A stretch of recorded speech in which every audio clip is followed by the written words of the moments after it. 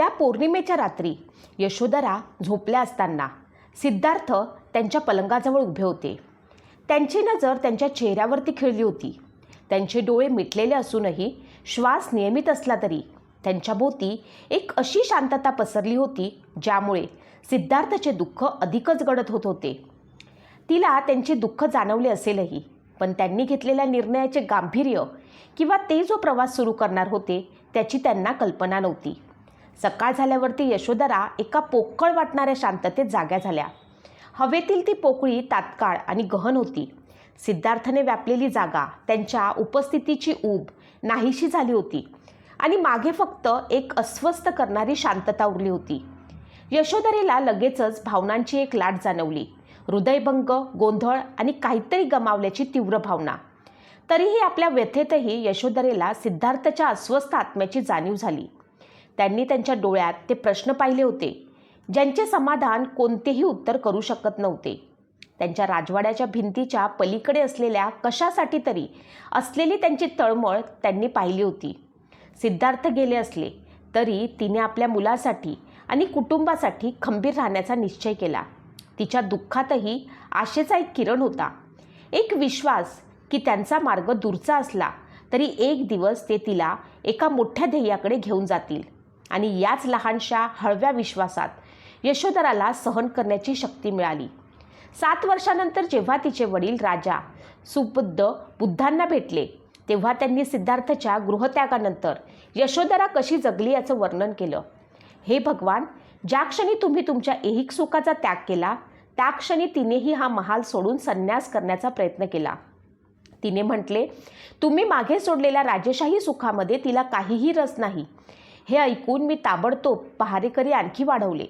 म्हणून महालात राहून ती वनवासी संन्याशाप्रमाणे जगू लागली. तिने तुमच्या इतकाच कठोर प्रयत्न केला. तिने आपले डोके मुंडले, जाडसर वस्त्रे परिधान केली. मऊ उशा असलेल्या आरामदायी पलंगावर न झोपता ती जमिनीवरती आडवी झाली. ती चटईशिवायच झोपली.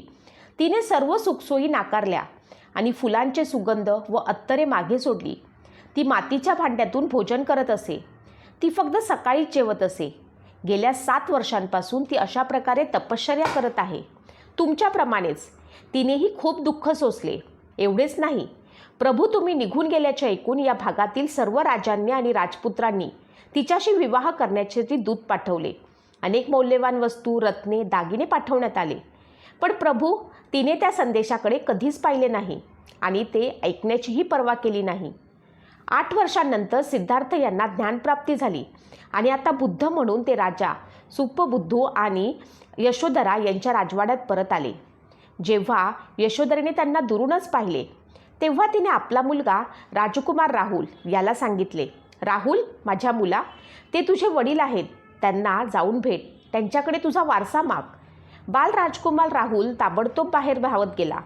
सभेतून चालत बुद्धांसमोर उभा राहिला आणि म्हणाला, हे भिक्षू, तुमची सावली किती सुखद आहे. त्यांच्या बोलण्यातून बुद्ध निघून गेले. पण राहुल त्यांच्या मागे गेला आणि मागे चालत असताना म्हणाला, हे भिक्षू, माझा वारसा मला द्या. अर्थातच बुद्धांकडे आता सोने किंवा मालमत्ता नव्हती, पण त्यांना माहीत होते की त्यांच्याकडे त्याहूनही अधिक मौल्यवान काहीतरी आहे, धर्म. म्हणून ते सारीपुत्राकडे वळले आणि म्हणाले, सारीपुत्रा, त्याला दीक्षा द्या. जणू काही पित्याविना घालवलेल्या 8 वर्षांची भरपाई करण्यासाठी बुद्धांनी राहुलच्या नैतिक आणि आध्यात्मिक शिक्षणात खूप रस घेतला. स्वतः त्याला अनेक वेळा शिकवले आणि सारीपुत्रांना आपले गुरु आणि मोगलांना आपले गुरु बनवले. राहुलने एका उत्सुक आणि लक्षपूर्वक शिकणारा विद्यार्थी बनून इतका चांगला प्रतिसाद दिला की असे म्हटले जाते की दररोज सकाळी उठल्यावरती तो मुठभर वाळू घेऊन म्हणायचा, आज मला माझ्या गुरूंकडनं इथे जेवढे वाळूचे कण आहेत तेवढेच उपदेशाचे शब्द मिळत. या उत्साहामुळे बुद्धांनी आपल्या मुलाविषयी म्हटले, त्याच्या सर्व शिष्यांमध्ये तो प्रशिक्षण घेण्यासाठी नेहमीच सर्वात जास्त उत्सुक होता. राहुल लहान असतानाच बुद्धांनी त्याच्याशी धर्माच्या अशा पैलूंवरती चर्चा केली जे लहान मुलांसाठी योग्य होते आणि त्याला समजेल व लक्षात राहील अशा पद्धतीने सांगितले. सिद्धार्थ यांना ज्ञानप्राप्ती होऊन ते बुद्ध झाल्यावरती 8 वर्षांनी ते कपिलवस्तूला परतले. तेव्हा यशोधरेने त्यांच्या सार्वजनिक प्रवचनांना उपस्थित न राहण्याचे ठरवले. त्याऐवजी गर्दीच्या नजरेआड दूर तिने एका खाजगी भेटीची वाट पाहिली. बुद्ध तिला पुन्हा भेटायला तिच्या खाजगी कक्षात गेले. त्यांच्या भेटीत भूतकाळाचे ओझे आणि गहन समज या दोन्हींचा मिलाप होता. तिने त्यांचे स्वागत दोषारोप किंवा रागाने केले नाही. उलट तिने मोठ्या आदराने त्यांच्या आध्यात्मिक सिद्धीचा स्वीकार करत त्यांच्यासमोर नतमस्तक झाली. त्यांच्या जाण्याने झालेल्या वेदना असूनही त्यांनी स्वीकारलेला गहन मार्ग आणि आत्ता त्यांच्याजवळ असलेले ज्ञान तिने ओळखले. बुद्धांनी तिच्याकडे करुणेने पाहिले. त्यांच्या अनुपस्थितीमध्ये तिने केलेले त्याग आणि दाखवलेली शक्ती त्यांनी ओळखली. त्यांनी तिच्या अढळ कृपेची आणि त्यांच्या अनुपस्थितीमध्ये संघर्ष सहन करण्यास तिला मदत करणाऱ्या तिच्या धैर्याची प्रशंसा केली. त्यांचे संभाषण शब्दाच्या पलीकडे गेले आणि ते सामायिक माणुसकी व क्षमेची एक मूक देवाणघेवाण बनले. ही दोन आत्म्यांची भेट होती, जे वेगवेगळ्या पण तितक्याच महत्त्वपूर्ण मार्गावरनं चालले होते आणि आता पुन्हा एकदा समजुतीने एकत्र आले होते. महत्त्वाची गोष्ट ही की यशोधरा एका परिपक्व पत्नी म्हणून नव्हे, तर एक सत्य आणि अर्थाच्या शोधात असलेली एक व्यक्ती म्हणून उत्तरे शोधत होती. तिने बुद्धांना त्यांच्या आध्यात्मिक प्रवासाविषयी, त्यांच्या बोधिसत्व प्राप्तीविषयी आणि त्यांना या टप्प्यापर्यंत आणणाऱ्या त्यांच्या समजुतीविषयी विचारले. त्यांच्या संभाषणातून यशोधरेला तिच्यातील गहन आंतरिक शक्तीची जाणीव झाली. कारण तिला हे उमगले की बुद्धांचे त्याग हे तिचा किंवा त्यांच्या नात्याचा अस्वीकार नसून एका उच्च ध्येयाच्या दिशेने उचललेले एक आवश्यक पाऊल होते. या समजुतीमुळे तिला त्यांची शिकवण खोलवर ऐकणे आणि आपला स्वतःचा आध्यात्मिक मार्ग चालू ठेवणे शक्य झाले. ती बुद्धांना म्हणाली, तुम्ही माझ्यावर विश्वास ठेवू शकले नसते का? तुम्ही जाऊ इच्छिता असं म्हणाले असतात तरी तुम्हाला रोखणारी मी जगातली शेवटची स्त्री ठरले असते. तुम्ही माझ्यावर तेवढासुद्धा विश्वास ठेवू शकले नसतात का? ती रडत होती. 8 वर्षांचा राग आणि हा माणूस मध्यरात्री चोरासारखा निघून गेला होता. अचानक तिला जाण्याची साधी कल्पनाही न देता बुद्धांनी मनापासून माफी मागितली आणि म्हणाले, ते माझ्या अज्ञानामुळे घडले. मी अनभिज्ञ होतो, मला जाणीव नव्हती. पण आत्ता मला जाणीव झाली आहे आणि मला कळले आहे. म्हणूनच मी परत आलो आहे. तुम्ही मला खूप मदत केली आहे. माझ्याकडे पहा, काहीतरी खूप मोठे घडले आहे. मी घरी पोचलो आहे आणि मला वाटते की माझे पहिले कर्तव्य तुमच्याप्रती होते. इथे येऊन सर्व काही सांगून आणि माझा अनुभव तुम्हाला सांगून घेणे. क्रोध शमल्यावरती यशोधरा डोळ्यातील अश्रूंमधनं बाहेर पाहू लागली. हो, हा माणूस प्रचंड बदलला आहे.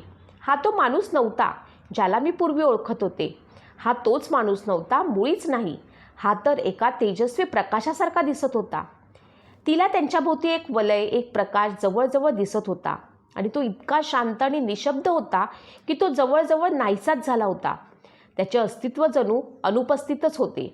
आणि मग नकळतच ती काय करत होती हे विसरून गेली. ती त्यांच्या चरणी लीन झाली आणि त्यांच्या संघात दीक्षा घेण्याची विनंती केली. संघात यशोधराची तिची अंतर्दृष्टी, करुणा आणि समर्पणाची प्रशंसा केली जात असे.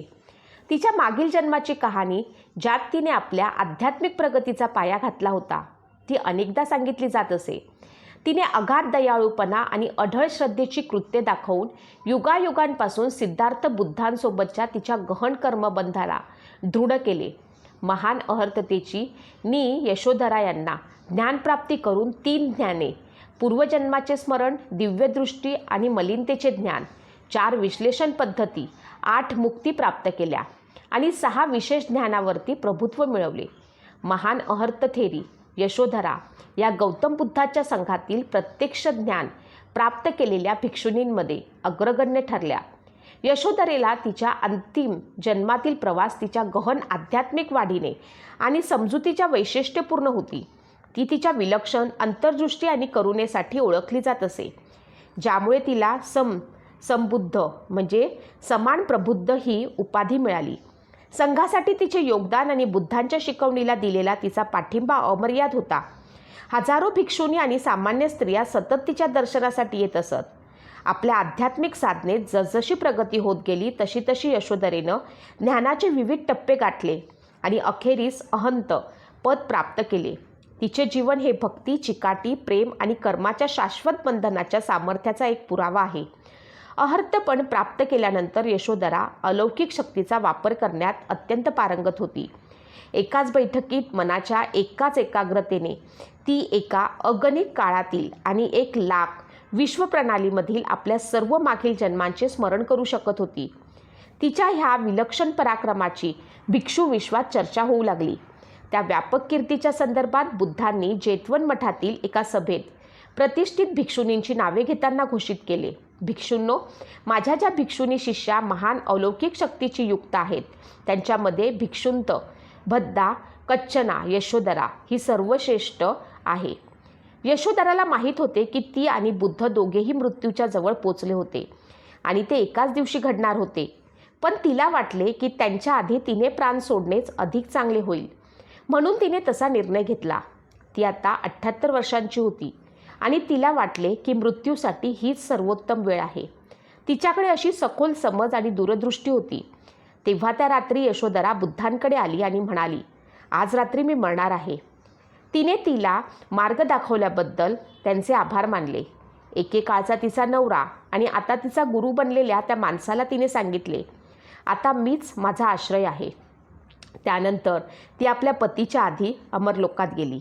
ही कथा आपल्याला शिकवते, त्याग, संयम आणि श्रद्धा असेल तर माणूस महान होऊ शकतो.